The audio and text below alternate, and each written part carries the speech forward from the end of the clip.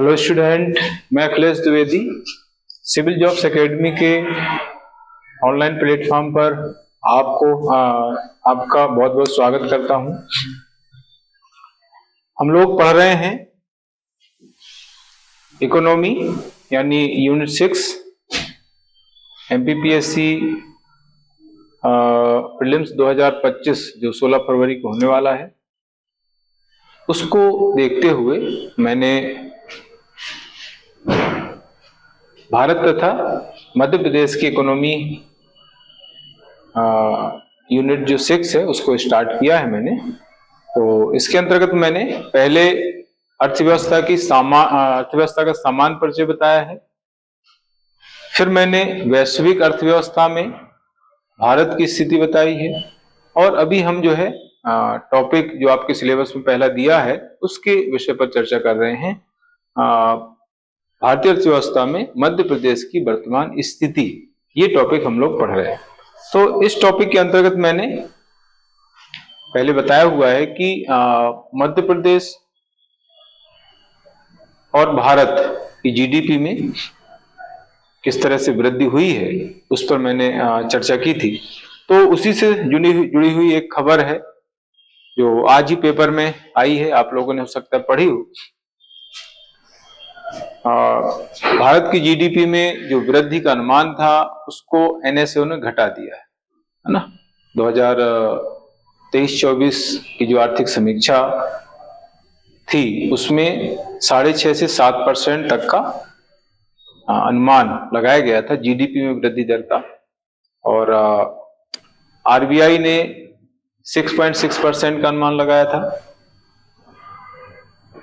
World bank और IMF इसने 7% का अनुमान लगाया था। ये 2024-25 की मैं बात बता रहा हूं। 2023-24 में ये जो रही है वो 8.2% रही है। ये स्थिर मूल्यों के आधार पर ये डेटा है। तो यहां पर आप देख सकते हैं कि जीडीपी ने जो है इसको घटा दिया है। 6.4% जीडीपी रहेगी। 2023-24 में ये 8.2% थी, और अभी 24-25 का जो अनुमान है उसको जो है एनएसओ ने घटा के कर दिया है 6.4%। यहाँ पर देखिए, आप देख सकते हैं देश की विकास दर 2024-25 में 4 साल में सबसे कम 6.4% रह सकती है। ये अनुमान लगाया है किसने? एनएसओ ने, है ना। आरबीआई ने 6.6% का अनुमान लगाया था, उसने भी बाद में घटाया है। तो 6.6% ये घटा हुआ है। पहले 7.2% का अनुमान था, उसको घटा के आरबीआई ने कर दिया 6.6%। जबकि 2023-24 में ये जो वृद्धि दर थी वो 8.2% थी। यहाँ पर लिखा हुआ है ना। राष्ट्रीय सांख्यिकी कार्यालय ने मंगलवार को जीडीपी का पहला अग्रिम अनुमान पेश किया है। इसमें एनएसओ ने देश में सकल आउटपुट और आय को बताने वाले जीवीए के भी जो है में भी वृद्धि को सीमित किया है। 6.4% जो है जीवीए में वृद्धि रहेगी, ये उसने बताया है। वहीं 2023-24 में जीवीए में जो वृद्धि दर थी वो 7.2% थी। प्रचलित मूल्यों के आधार पर नॉमिनल जीडीपी 9.3%, जो पिछले वर्ष के 8.5% से ज्यादा है। तो ये इस तरीके से स्थिर मूल्य और प्रचलित मूल्य दोनों के आधार पर जो है जीडीपी का अनुमान एनएसओ ने बताया है, जिसमें कमी की गई है, मतलब अनुमान कम हो गए हैं। ठीक है। अब इसमें यहाँ पर यह है कि कृषि बेहतर है, लेकिन 8 से 6 जो सेक्टर है वो फिसल गए, मतलब उनमें जो कमी दर्ज की गई है उसमें कृषि है 3.8%, इसमें 1.4% की वृद्धि 2023-24 में। ये जो है इसमें ग्रोथ बताई गई है कृषि क्षेत्र में, वो रहेगी 3.8%। माइनिंग में कमी बताई जा रही है, 7.1% से ये कमी होगी 12.9%। मैन्युफैक्चरिंग में भी बहुत कमी बताई जा रही है, 9.9% थी इसके पहले 2023-24 में। 2024-25 में ये घट करके हो जाएगी 5.3%। इलेक्ट्रिसिटी गैस ये 7.5% पहले थी, अब ये घटकर 6.8% हो जाएगी। कंस्ट्रक्शन इसमें भी कमी इसमें दर्शाई गई है। 9.9% जो थी वो अब 8.6% हो जाएगी। ट्रेड, होटल और financial real estate, finance real estate, public administration, इन सभी में जो है पिछले वर्ष की तुलना में कमी दर्शाई गई है। और इस कमी का कारण भी, गिरावट का कारण भी बताया गया है। महंगाई, ऊंची ब्याज दर और ट्रेड वॉर से दबाव। आगे क्या होगा, ब्याज दरों में कटौती करना पड़ेगी, तब जो है ये स्थिति क्लियर हो पाएगी, ये स्थिति अच्छी हो पाएगी। तो इस तरीके से ये आज की न्यूज मैंने आप लोगों को सुनाई है, बताई है, जिसमें 6.4% की जीडीपी का अनुमान जो है एनएसओ ने लगाया है, जो काफी कम है। ठीक है, जबकि पिछले वर्ष यानी 2023-24 में ये जो वृद्धि थी वो थी 8.2%। तो ये इंपॉर्टेंट न्यूज जो है आप लोगों के लिए मैंने बताई है। अब हम आगे बात करते हैं। मैंने आप लोगों को जीडीपी के संबंध में बताया है और जीवीए के बारे में बता दिया है ना। भारत की जीडीपी स्थिर मूल्य के आधार पर, प्रचलित मूल्य के आधार पर, मध्य प्रदेश की जीडीपी दोनों के आधार पर, फिर जीडीपी में वृद्धि भारत तथा एमपी में, जीडीपी में अलग अलग क्षेत्रों का योगदान, इसके बाद फिर जीवीए में अलग अलग क्षेत्रों का योगदान, जीवीए के बारे में भी मैंने बताया था। तो ये सारी चीजें हम पढ़ चुके हैं। अब हम आते हैं प्रति व्यक्ति आय पर कैपिटा इनकम। देखिए ये सारे जो कॉन्सेप्ट हम समझ रहे हैं ये आपके ऐसे सिलेबस में नहीं दिए गए हैं। जीडीपी, जीवीए, प्रति व्यक्ति आय, शुद्ध राष्ट्रीय आय, सकल राष्ट्रीय आय, है ना, प्रति व्यक्ति शुद्ध राष्ट्रीय आय, ये सारे टॉपिक आपके सिलेबस में नहीं दिए गए हैं। लेकिन आपका जो पहला टॉपिक है भारतीय अर्थव्यवस्था में मध्य प्रदेश की वर्तमान स्थिति, इस टॉपिक के अंतर्गत सब कुछ आ जाता है। बहुत ब्रॉड टॉपिक है ना। तो इसको हमें बहुत बारीकी से, बहुत विस्तृत तरीके से समझना है। कहीं से भी कुछ भी यहाँ से क्वेश्चन बन सकता है, तो आपको ये ध्यान रखना है। तो उसी आधार पर मैं ये सारी चीज बता रहा हूँ। प्रति व्यक्ति आय के डेटा आपको पूछे जाएंगे। प्रति व्यक्ति आय का कॉन्सेप्ट हो सकता है नहीं पूछा जाए, लेकिन प्रति व्यक्ति आय मध्य प्रदेश की बात की कितनी है ये आपको पूछा जा सकता है। और पिछली बार यहाँ से क्वेश्चन दोनों का पूछा गया है, दोनों की तुलना करके पिछली बार क्वेश्चन पूछा गया है। मैंने पहले भी इसका जिक्र किया है कि भारत की प्रति व्यक्ति आय और मध्य प्रदेश की प्रति व्यक्ति आय में किसकी प्रति व्यक्ति आय ज्यादा है, किसकी कम है, इस तरह का एक क्वेश्चन जो है पिछली बार इकोनॉमी से पूछा गया है। तो प्रति व्यक्ति आय कितनी है दोनों की, उसको पढ़ने से पहले हम प्रति व्यक्ति आय को जान लेते हैं कि प्रति व्यक्ति आय होती क्या है। प्रति व्यक्ति आय जो है वो देश के जो निवासी हैं, देश के जो व्यक्ति हैं, उनके द्वारा एक वर्ष में जो भी आय अर्जित की जाती है, औसत, है ना, एक वर्ष में देश के व्यक्तियों द्वारा अर्जित औसत जो आय होती है उससे जो है प्रति व्यक्ति आय कहा जाता है। तो वही लिखा हुआ है, किसी देश के व्यक्तियों द्वारा अर्जित की जाने वाली औसत आय को प्रति व्यक्ति आय कहा जाता है ना। ये किसी देश के विकास का सबसे अच्छा सूचक माना गया है। ठीक है, किसी देश के व्यक्तियों द्वारा एक वर्ष में, यहां पर एक ऐड कर लेंगे हम, एक वर्ष में, है ना, अर्जित की जाने वाली औसत आय को प्रति व्यक्ति आय कहा जाता है।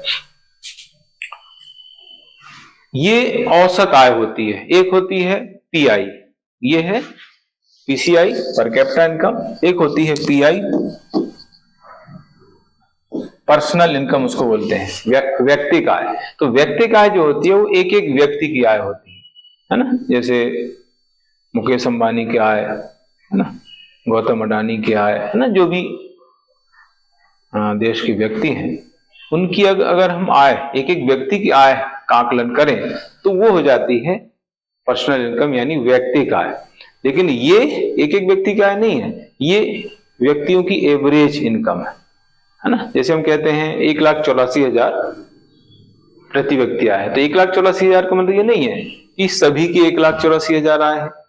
1,84,000 एक एवरेज इनकम है व्यक्तियों की, यानी कुछ लोगों की इनकम अरबों में है, कुछ लोगों की इनकम हजारों में है। एक वर्ष की इनकम देखी जाती है इसमें। ठीक है, तो ये क्या है, औसत आय है। और जो व्यक्तिगत आय होती है, पर्सनल इनकम होती है, वो एक एक व्यक्ति की आय होती है। ठीक है, तो ये इसकी डेफिनेशन हो गई। प्रति व्यक्ति आय को ज्ञात करने के लिए हम क्या करते हैं? प्रति व्यक्ति आय को ज्ञात करने के लिए उस वित्तीय वर्ष की शुद्ध राष्ट्रीय आय को उस वर्ष की जनसंख्या से विभाजित किया जाता है ना। मतलब इसका फॉर्मूला यहाँ पर लिखा हुआ है, आप देख सकते हैं, यह है प्रति व्यक्ति आय बराबर शुद्ध राष्ट्रीय आय बटे कुल जनसंख्या। तो ये हो जाएगी पर कैपिटा इनकम, यानी ये इसको हम कह देते हैं प्रति व्यक्ति शुद्ध राष्ट्रीय आय। अभी आगे इसका जिक्र किया गया है, ये प्रति व्यक्ति आय, या इसको हम प्रति व्यक्ति शुद्ध राष्ट्रीय आय कह सकते हैं। अगर हम सकल राष्ट्रीय आय पर इसको आकलन करेंगे तो उसको हम बोल देंगे प्रति व्यक्ति सकल राष्ट्रीय आय। अगर हम जीडीपी के आधार पर इसका आकलन करेंगे, मतलब जीडीपी में जो है कुल जनसंख्या को डिवाइड करेंगे, तो हो जाएगा प्रति व्यक्ति सकल घरेलू उत्पाद। ठीक है, तो प्रति व्यक्ति आय जो है वो किसके आधार पर हम आकलित कर रहे हैं, उसमें से जो है जनसंख्या को हम डिवाइड करते हैं, विभाजित करते हैं, तो उस हिसाब से उसका नाम हो जाता है प्रति व्यक्ति सकल घरेलू उत्पाद, प्रति व्यक्ति सकल राष्ट्रीय आय, प्रति व्यक्ति शुद्ध राष्ट्रीय आय, है ना। तो जिसके आधार पर हम प्रति व्यक्ति आय का आकलन कर रहे हैं, उसमें जनसंख्या को डिवाइड किया जाता है, जनसंख्या को विभाजित किया जाता है, तो हमें जो है प्रति व्यक्ति आय प्राप्त हो जाती है। इसका इंग्लिश भी यहाँ पर दिया हुआ है, नेट, शुद्ध को इंग्लिश में नेट बोलते हैं, net national income upon total population. तो ये इस तरीके से हो जाता है। इसके बाद आता है सकल राष्ट्रीय आय, gross national income. Gross national income इसलिए मैंने यहाँ पर लिखा है क्योंकि ग्रॉस से नेट निकाला जाता है ना। नेट नेशनल इनकम यानी शुद्ध राष्ट्रीय आय वो कहां से आ गई, उसका क्या तरीका होता है निकालने का, तो वो तरीका यहाँ पर मैंने बताया कि जीएनआई इसको बोलते हैं, सकल घरेलू उत्पाद यानी जीडीपी। जीडीपी में हम जो है शेष विश्व शुद्ध प्राथमिक आय जोड़ना या घटाना जो भी हो, मतलब कहने के यहां पर यह हुआ कि सकल घरेलू उत्पाद में से जो है जो हमारे यहाँ के नागरिक विदेशों में इनकम कर आय अर्जित कर रहे हैं, तो उसको यहां पर हम प्लस कर देंगे, और हमारे देश में जो विदेशी नागरिक विदेशी कंपनियां आय अर्जित कर रही हैं, उनकी आय को हम माइनस कर देंगे, तो हमें आ जाएगा, मिल जाएगा सकल राष्ट्रीय आय ना। जीडीपी में से हम क्या करते हैं, एक चीज को माइनस कर दे, एक को प्लस कर देते हैं। माइनस क्या करेंगे, देश के अंदर जो भी विदेशी कंपनियां, जो भी विदेशी निवेशक आय अर्जित कर रहे हैं, उसको हम जो है माइनस करते हैं, और भारत से बाहर विदेशों में हमारे यहाँ के नागरिक जो भी आय अर्जित कर रहे हैं, हमारे यहाँ की कंपनियां जो आय अर्जित कर रहे हैं, उनको हम इसमें प्लस कर देंगे। इसलिए प्लस माइनस यहाँ पर लिखा हुआ है शेष विश्व से शुद्ध प्राथमिक आय। शेष विश्व से शुद्ध प्राथमिक आय का मतलब होता है हमारे यहाँ पर कितने लोग विदेशी लोग आय अर्जित कर रहे हैं, और विदेशों में हमारे यहाँ के कितने लोग आय अर्जित कर रहे हैं, तो उस हिसाब से प्लस माइनस होता है। मान लीजिए जो है यहाँ पर लोग कम हैं, विदेशों में हमारे यहाँ ज्यादा है, तो हम वो चीज प्लस कर देंगे, हमारे यहाँ ये प्लस हो जाएगा, है ना। ये एक्चुअली प्लस किस में होगा, जो विकसित देश है, विकसित देशों में ये प्लस होता है, क्योंकि उनके यहाँ पर विदेशी कंपनियां, विकसित देशों में विदेशी कंपनियां कम होती हैं, उनकी विदेशी कंपनियां दूसरे देशों में ज्यादा होती हैं। तो ये जो प्लस माइनस का फंडा है, ये कहां पर होगा, ये विदेशों जो विकसित राष्ट्र हैं, विकसित राष्ट्रों में प्लस होगा ये, और जो विकासशील अविकसित राष्ट्र हैं उसमें माइनस हो जाएगा। उसका कारण यही है कि विकसित राष्ट्रों में जो विदेशी कंपनियां होती हैं, उनके यहां पर बहुत कम होती हैं, जबकि उनकी विदेशों में कंपनियां ज्यादा होती हैं। इसलिए वहां विकसित राष्ट्रों के संदर्भ में अगर हम इसको देखेंगे तो यहां पर ये प्लस होगा, और विकासशील राष्ट्रों में जो है माइनस होगा। इसलिए विकसित देशों में जीएनआई जो है सकल घरेलू उत्पाद से ज्यादा हो जाता है, और विकासशील राष्ट्रों में जो है या अल्प विकसित राष्ट्रों में जो है जीएनआई इससे कम होता है जीडीपी से, क्योंकि जो है उसमें माइनस करते हैं। ठीक है, तो वही है जीएनआई। हालांकि ऐसा सिलेबस में आपके दिया नहीं है, लेकिन फिर भी थोड़ा सा समझ विकसित करने के लिए मैंने बताया है। शुद्ध राष्ट्रीय आय ये है एनएनआई, नेट नेशनल इनकम। देखिए सकल यानी ग्रॉस, ग्रॉस से हमें नेट निकालना है, सकल से हमें शुद्ध निकालना है। तो हम क्या करते हैं, जीएनआई में से अचल पूंजी उपभोग व्यय को हम माइनस कर देते हैं, या इसको हम मूल्यह्रास भी बोलते हैं, मूल्यह्रास, या इसी को बोलते हैं घिसावट, डेप्रिसिएशन इंग्लिश में कहा जाता है ना। तो सकल राष्ट्रीय जो आय है उसमें से हम मूल्यह्रास घटा देंगे तो हमें जो है किसी चीज की नेट इनकम मिल जाएगी, है ना। मान लीजिए हम जो है कोई जॉब कर रहे हैं और उस जॉब में जो है अपनी किसी उपकरण का यूज कर रहे हैं। मान लीजिए हम मोटरसाइकिल का यूज कर रहे हैं, है ना। रोज जो है हम ऑफिस मोटरसाइकिल से जाते हैं, तो एक साल में हमें जो भी इनकम हो रही है उस जॉब से, उस इनकम में कहीं ना कहीं जो है हमारी जो बाइक काम कर रही है तो उसके मूल्य में जो कमी हुई है उसको हमें माइनस करना पड़ेगा। मान लीजिए एक साल में जो है 5 लाख का जॉब किया है, यानी 5 लाख की सैलरी मिली है, लेकिन आपकी जो बाइक है एक साल तक आपने उसमें उसके द्वारा 1 लाख, एक साल तक जो है आप बाइक से ऑफिस गए हैं, तो बाइक को चलाने में, बाइक को चलने में जो उसके मूल्य में कमी हुई है, तो वो जो कमी हुई है, मूल्यह्रास हुआ है बाइक का, उसको आपको माइनस करना पड़ेगा। यानी जो है एक साल में मान लीजिए 10,000 या 20,000 के मूल्य में कमी हुई है बाइक में, तो 5,000 में आपको जो है 20,000 माइनस करना पड़ेगा। इसके बाद जो इनकम होगी वो शुद्ध इनकम है ना। तो जो भी किसी काम को करने में जो भी हम उपकरण यूज कर रहे हैं, जो भी हम साधन यूज कर रहे हैं, उसको उसके यूज करने में उसका मूल्य कम हो रहा है, उसके मूल्य में कमी हो रही है, तो जितनी कमी हो रही है उसके मूल्य में, उसको हम इसमें माइनस कर देंगे तो हमें नेट इनकम मिल जाएगी। मूल्यह्रास कैसे आकलन करते हैं, एक्चुअली वाणिज्य तथा उद्योग मंत्रालय जो है, केंद्रीय वाणिज्य तथा उद्योग मंत्रालय, इसके लिए जो है मानदंड डिसाइड करता है। अलग अलग जो उपकरण हैं, अलग अलग जो साधन हैं, उनके लिए मूल्यह्रास की दरें अलग अलग होती है। ठीक है, तो उसने डिसाइड की हुई है, अपने मन से जो है कोई मूल्यह्रास की दर डिसाइड नहीं कर सकता है। केंद्रीय उद्योग तथा वाणिज्य मंत्रालय अलग अलग क्षेत्र में मूल्यह्रास की दरें डिसाइड करता है। तो जो दरें डिसाइड की गई हैं उसके अनुरूप जो है मूल्यह्रास का आकलन किया जाता है ना। तो उसके हिसाब से अगर मूल्यह्रास उसमें हुआ है, उस वस्तु में, उस उपकरण में, उस साधन में, तो उतना आपको जो है घटाना पड़ेगा। जब उतना वो घटा दिया जाएगा तो हमें नेट इनकम पता चल जाएगी। अब ये भी देखो, इतना ज्यादा आपके सिलेबस में ऐसा कुछ दिया नहीं है, ये सारी चीजें जो है आपको मेंस में पढ़ना है। मेंस में राष्ट्रीय आय करके टॉपिक दिया हुआ है, तो वहां पर इसका डिटेल हम पढ़ते हैं। यहां पर आपको डेटा याद रखना है जो आगे हम पढ़ने वाले हैं। ठीक है, यहां तक हो गया। फिर ये है, वही मैंने बताया था, प्रति व्यक्ति शुद्ध राष्ट्रीय आय। पहले उसको बोलते थे प्रति व्यक्ति आय, अब इसका नाम हो गया है प्रति व्यक्ति शुद्ध राष्ट्रीय आय। यानी शुद्ध राष्ट्रीय आय के आधार पर हम इसका आकलन कर रहे हैं। तो प्रति व्यक्ति शुद्ध राष्ट्रीय आय निकालने के लिए हम क्या करते हैं, शुद्ध राष्ट्रीय आय और कुल जनसंख्या, शुद्ध राष्ट्रीय आय में कुल जनसंख्या को हम डिवाइड कर देते हैं, तो हमें जो है प्रति व्यक्ति शुद्ध राष्ट्रीय आय मिल जाती है। तो इस तरीके से ये मैंने इसका कॉन्सेप्ट बताया है। अभी हम डेटा पढ़ने वाले हैं आगे। देखिए, प्रति व्यक्ति आय या प्रति व्यक्ति शुद्ध राष्ट्रीय आय भी इसको हम कहते हैं, प्रति व्यक्ति शुद्ध राष्ट्रीय आय भी इसको हम लिखते हैं, शुद्ध राष्ट्रीय आय,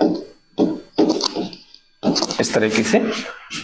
तो भारत की जो आर्थिक समीक्षा 23-24 उसके हिसाब से डेटा है। मध्य प्रदेश का आर्थिक सर्वेक्षण है, एक्चुअली यहाँ पर सर्वेक्षण बोलते हैं, मध्य प्रदेश में आर्थिक सर्वेक्षण बोला जाता है इसको, और यहाँ पर बोलते हैं समीक्षा। तो प्रेषित मूल्यों के आधार पर भारत की जो प्रति व्यक्ति शुद्ध राष्ट्रीय आय है वो 1,84,205 है और स्थिर मूल्यों के आधार पर यह है 1,06,744 रुपए। ये जो है अग्रिम अनुमान है 2024-25 के जो आर्थिक समीक्षा में व्यक्त किए गए थे। मध्य प्रदेश की हम स्थिति अगर देखें तो प्रचलित मूल्यों के आधार पर मध्य प्रदेश की जो प्रति व्यक्ति आय है वो 1,42,565 रुपए है। स्थिर मूल्यों के आधार पर हम देखें तो 66,441 रुपए है। ये 2023-24 के अग्रिम अनुमान है ना। तो यहां पर अगर देखें तो एमपी की जो प्रति व्यक्ति आय है भारत से कम है, पहले भी कम रही, अभी भी कम है। तो यहीं से क्वेश्चन एक बार पिछले बार यहां से क्वेश्चन बना था कि भारत तथा मध्य प्रदेश की प्रति व्यक्ति आय में किसकी ज्यादा है किसकी कम है। तो इस तरह से एग्जाम में पूछा गया था। ठीक है, तो ये डेटा आपको ध्यान रखना है। यहां से आपको क्वेश्चन पूछा जाएगा डेटा कि भारत की प्रति व्यक्ति आय कितनी है, मध्य प्रदेश की प्रति व्यक्ति आय कितनी है, स्थिर मूल्य पर प्रचलित मूल्य पर किसकी ज्यादा है किसकी कम है। ये तो क्वेश्चन आ गया है, आगे भी इस तरह क्वेश्चन आ सकता है। प्रति व्यक्ति आय की दृष्टि से मध्य प्रदेश का जो स्थान है वो 27वां है ना। ज्यादा से कम के हिसाब से हम देखते हैं तो प्रति व्यक्ति आय की दृष्टि से मध्य प्रदेश का स्थान 27वां है टोटल। अब हम आगे देखेंगे कि सबसे ज्यादा प्रति व्यक्ति आय किसकी है। देखो अभी तक गोवा और दिल्ली सबसे ज्यादा प्रति व्यक्ति आय वाले देश राज्य हुआ करते थे, लेकिन इसमें चेंज आ गया है, अभी नया चेंज आया है। सिक्किम सबसे ज्यादा प्रति व्यक्ति आय वाला राज्य हो गया है। देखिए प्रति व्यक्ति आय उस राज्य की ज्यादा होती है जिसकी शुद्ध राष्ट्रीय आय ज्यादा हो और जनसंख्या कम हो। तो सिक्किम की जनसंख्या सबसे कम है, आप समझते हैं। शुद्ध राष्ट्रीय आय वहां की ज्यादा हो गई है, इसलिए सिक्किम आगे हो गया। इसी तरीके से गोवा की भी जनसंख्या कम है, प्रति व्यक्ति आय वहां पर ज्यादा होती है। तो इस हिसाब से जो है सिक्किम में सबसे ज्यादा वृद्धि हुई है प्रति व्यक्ति शुद्ध राष्ट्रीय आय में सबसे ज्यादा जो वृद्धि हुई सिक्किम में, क्योंकि सिक्किम जो है नीचे हुआ करता था, उसका स्थान जो है चौथा पांचवा हुआ करता था, अभी सीधे उसने छलांग लगा दी और फर्स्ट नंबर पर आ गया। सेकंड नंबर पर गोवा, लगातार गोवा फर्स्ट पे रहा है, अभी सेकंड आ गया। दिल्ली नॉर्मली सेकंड पर रहा है, अभी थर्ड हो गया है। ये स्थिर मूल्यों के आधार पर ये डेटा मैंने बताए हुए हैं। स्थिर मूल्यों के आधार पर सिक्किम फर्स्ट है, गोवा सेकंड है और दिल्ली थर्ड है। तो इसके डेटा यहाँ पे देखिए लिखे हुए हैं। स्थिर मूल्यों के आधार पर 3,59,853 जो है इसकी प्रति व्यक्ति आय है। चालू मूल्यों के आधार पर यह है 7,07,179 रुपए। ठीक है, तो ये 3 राज्य हैं जो सबसे ज्यादा प्रति व्यक्ति आय वाले राज्य हैं। अगर हम जीडीपी के हिसाब से देखें, जीएसडीपी के हिसाब से, सकल राज्य घरेलू उत्पाद के हिसाब से देखें तो महाराष्ट्र आगे है। अब महाराष्ट्र की प्रति व्यक्ति आय ज्यादा क्यों नहीं, क्योंकि महाराष्ट्र की जनसंख्या ज्यादा है। क्योंकि जनसंख्या डिवाइड होती है, इसलिए महाराष्ट्र की जीडीपी तो ज्यादा है। सकल राज्य घरेलू उत्पाद जीएसडीपी महाराष्ट्र की सबसे ज्यादा है, लेकिन प्रति व्यक्ति आय के मामले में पीछे। उसका रीजन है जनसंख्या। सिक्किम में प्रति व्यक्ति आय ज्यादा है और जनसंख्या सबसे कम है, इसलिए सिक्किम जो है सबसे ऊपर आ गया है। फिर चंडीगढ़ का नाम आता है। सबसे कम, सबसे निचला स्थान जो है यहाँ पर बिहार का है। ओवरऑल ये जो है एक्चुअली दोनों में है, राज्यों तथा संसदीय क्षेत्र दोनों के हिसाब से मैंने ये डेटा बताया हुआ है। 33वें नंबर पर बिहार है, सबसे कम जो है इसकी प्रति व्यक्ति आय है। अगर हम जीडीपी के हिसाब से देखें तो जीडीपी सबसे कम अंडमान निकोबार द्वीप समूह की है, हमने ये पढ़ लिया है। स्थिर मूल्यों पर इसकी प्रति व्यक्ति आय 36,333। चालू मूल्यों पर है 66,888 रुपए, है ना। तो ये है इस तरीके से प्रति व्यक्ति आय के संबंध में स्थिति। मध्य प्रदेश की स्थिति भी मैंने बता दी और भारत की भी स्थिति बता दी है। ठीक, जिस स्टूडेंट ने पुराने वीडियो नहीं देखे हों, इसके पहले के 3 वीडियो अपलोड हुए हैं चैनल पर, हमारे यूट्यूब चैनल पर। तो इस वीडियो को देखने से पहले जो है आप लोगों को 3 वीडियो देखना होंगे, तब आपको ये वीडियो समझ में आएगा, इसकी चीजें समझ में आएंगी। इसके बाद प्रति व्यक्ति आय में वृद्धि, ग्रोथ। भारत में प्रति व्यक्ति आय में वृद्धि कितनी हुई? प्रचलित मूल्यों पर यह वृद्धि 8.64%। और स्थिर मूल्यों पर 7.21% जो वृद्धि ये रही है। और वहीं मध्य प्रदेश में प्रचलित मूल्यों पर वृद्धि 8.08% और स्थिर मूल्यों पर रही है 4.76%, है ना। ये 2023-24 के हिसाब से है, ये जो डेटा है 2023-24 के हिसाब से वृद्धि के डेटा बताए गए हैं। हालांकि प्रति व्यक्ति आय में वृद्धि का क्वेश्चन नहीं आता है, लेकिन फिर भी कभी पूछ लो, ध्यान रखना। यहां पर आप कंपेरिजन करेंगे तो प्रति व्यक्ति आय में वृद्धि मध्य प्रदेश की अपेक्षा भारत में ज्यादा रही है। इस तरह से कंपेरिजन आप कर सकते हैं। मध्य प्रदेश में प्रचलित मूल्यों के आधार पर लगभग 8% वृद्धि हुई है, लेकिन यहाँ पर 8.5% करीब 8.64% है। अगर स्थिर मूल्यों के आधार पर मध्य प्रदेश में वृद्धि देखेंगे तो 4.76% है और भारत में स्थिर मूल्यों के आधार पर 7.21% है। यानी दोनों ही आधार पर मध्य प्रदेश से भारत में ज्यादा वृद्धि रही है प्रति व्यक्ति आय के मामले। ठीक है, ये क्लियर हो गया। प्रति व्यक्ति आय में वृद्धि के मामले में मध्य प्रदेश का स्थान है 14वां। ठीक है, प्रति व्यक्ति आय के वैसे मामले में जो है मध्य प्रदेश का स्थान 27वां है। जीडीपी के मामले में मध्य प्रदेश का स्थान 10वां है ना। इस तरह से आपको जो है ये एक साथ चीजों को पढ़ लेना है तो कंफ्यूजन नहीं होगा। जीडीपी के मामले में मध्य प्रदेश का विभिन्न राज्यों में 10वां स्थान है। प्रति व्यक्ति आय के मामले में मध्य प्रदेश का स्थान 27वां है और प्रति व्यक्ति आय में वृद्धि के मामले में मध्य प्रदेश का स्थान 14वां है। इस तरीके से आपको ध्यान रखना है। प्रति व्यक्ति आय में सर्वाधिक वृद्धि जो हुई है वो सिक्किम में हुई है, क्योंकि मैंने बताया कि सिक्किम ने छलांग लगाई है। सिक्किम जो है नीचे रहता था, मतलब तीसरा चौथा स्थान उसका रहता था, अभी फर्स्ट स्थान पर आ गया है, तो इसका मतलब सिक्किम में वृद्धि बहुत ज्यादा हुई है। ठीक है, इसके बाद आता है बजट। बजट को लेकर के भारतीय अर्थव्यवस्था में मध्य प्रदेश की वर्तमान स्थिति आपको यहाँ पर बताना है। बजट लगभग सभी जानते ही हैं। बजट क्या होता है? बजट को हमारे संविधान में वार्षिक वित्तीय विवरण के रूप में व्यक्त किया गया है ना। बजट क्या होता है? सरकार की, चाहे वो केंद्र सरकार हो चाहे राज्य सरकार, दोनों का अलग अलग बजट होता है। सरकार द्वारा, है ना, आगामी वित्त वर्ष में जो भी सरकार को इनकम होने वाली है और सरकार का खर्च होने वाला है, उसका जो ब्यौरा होता है, उसका जो अनुमान होता है, उसको हम बोलते हैं बजट। बजट एक तरीके से अनुमान है। सरकार को आगामी वर्ष में कितनी आय होगी और कितना व्यय होगा, इसका जो अनुमान होता है, इसका जो ब्यौरा होता है, उसको हम बजट के रूप में परिभाषित करते हैं। इसको हमारे संविधान में वार्षिक वित्तीय विवरण के रूप में व्यक्त किया गया है। इसको जो है 1 फरवरी में प्रस्तुत किया जाता है। अभी अगले महीने 1 फरवरी को प्रस्तुत होगा। और आपके एग्जाम में जो डेटा पूछे जाएंगे वो पिछले बजट के हिसाब से पूछे जाएंगे। मैंने इसलिए पिछले बजट के बारे में यहाँ पर बताया। आगामी जो एग्जाम होगी, मेंस की होगी, उसमें जो है आपको नए बजट, नई आर्थिक समीक्षा के हिसाब से आंकड़े देखने पड़ेंगे। उन आंकड़ों का यूज करना पड़ेगा अपने आंसर में। लेकिन अभी जो एग्जाम होने वाला है प्री का, उसमें पुराने आंकड़े ही आपको ध्यान रखना है बजट की आर्थिक समीक्षा के, मध्य प्रदेश और भारत के संदर्भ। ठीक है, तो सरकार को आगामी वित्त वर्ष में होने वाली आय तथा व्यय का ब्यौरा बजट कहलाता है। तो ये इसकी डेफिनेशन है। हालांकि ये बहुत इंपॉर्टेंट नहीं है डेफिनेशन, क्योंकि बहुत कॉमन है।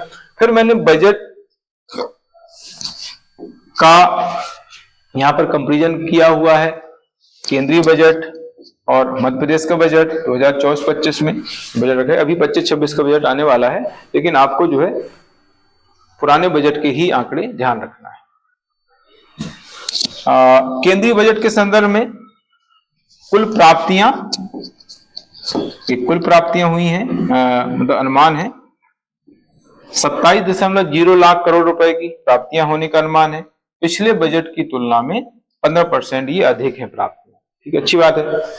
कुल व्यय का जो अनुमान लगाया गया है वो 48.2 लाख करोड़ है ना। अब आप देख सकते हैं 32 लाख करोड़ की प्राप्तियां होना है, 48.2 लाख करोड़ खर्च हो जाएगा। पिछले बजट की तुलना में जो खर्च है ये 8.5% अधिक है, 8.5% अधिक हो रहा है खर्च पिछले बजट की तुलना में। तो ये जो है केंद्रीय बजट की स्थिति है 2024-25 के हिसाब से।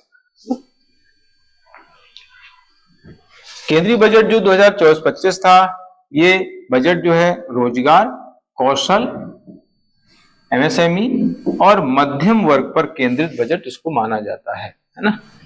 केंद्रीय बजट जो 2024-25 का बजट था वो किस पर आधारित था? रोजगार, लोगों को रोजगार प्रदान करना, कौशल यानी स्किल में वृद्धि करना, एमएसएमई, एमएसएमई मतलब होता है माइक्रो स्मॉल मीडियम एंटरप्राइज, सूक्ष्म लघु एवं मध्यम उद्यम को विकसित करना, बढ़ावा देना, और मध्यम वर्ग पर केंद्रित है ना, मध्यम वर्ग को ज्यादा इसमें महत्व दिया गया था। पहली बार ऐसा हुआ था कि मध्यम वर्ग को ज्यादा इंपॉर्टेंस इस बजट के माध्यम से दिया गया था। इसके बाद मध्य प्रदेश के बजट की हम संबंध में बात करेंगे तो कुल प्राप्तियां इस बजट में जो अनुमानित थी वो 3.65 लाख करोड़ रुपए, पिछले बजट की तुलना में ये थी 7.6% की वृद्धि हुई है। इस बजट में कुल व्यय 3.26 लाख करोड़ का हुआ है, पिछले बजट की तुलना में ये 8.9% अधिक बताया जाता है। तो ये इस तरीके से बजट की स्थिति है। इसमें हालांकि बहुत सारी चीजें आती हैं बजट के अंतर्गत, उसको मैंने आगे बताया हुआ है, बताऊंगा आगे।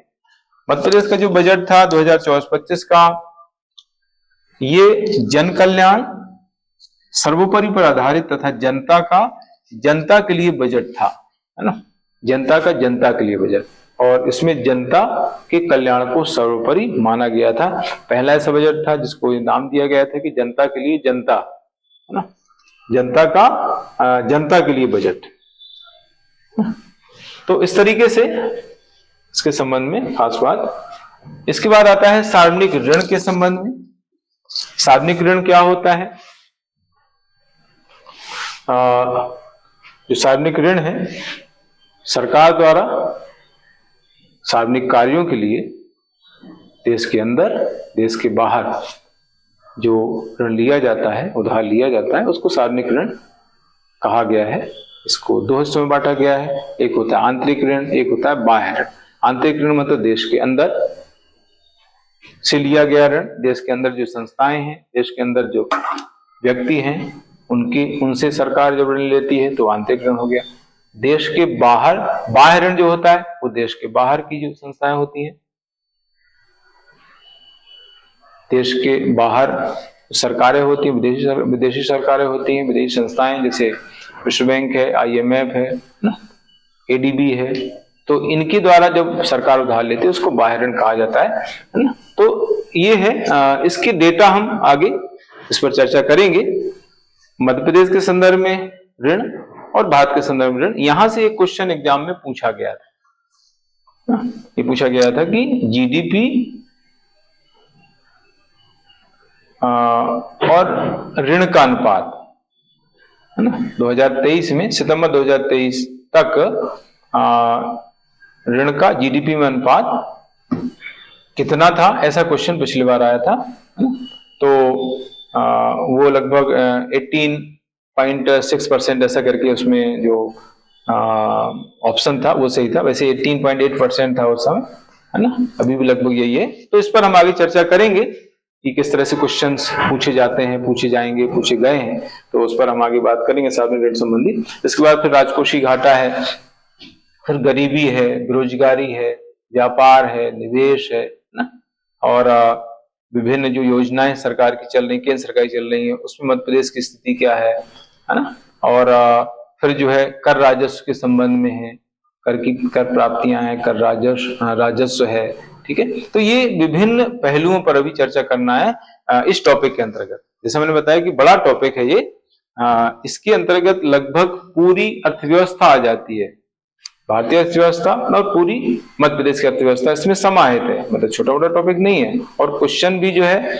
यहाँ से बहुत सारे अलग अलग पूछ सकता है, मतलब इसमें वैरायटी बहुत सारी रहेगी इस टॉपिक से पूछने की, क्वेश्चंस की, ठीक है। तो इस पर हम आगे चर्चा करेंगे अगली क्लास में। आज के लिए इतना ही।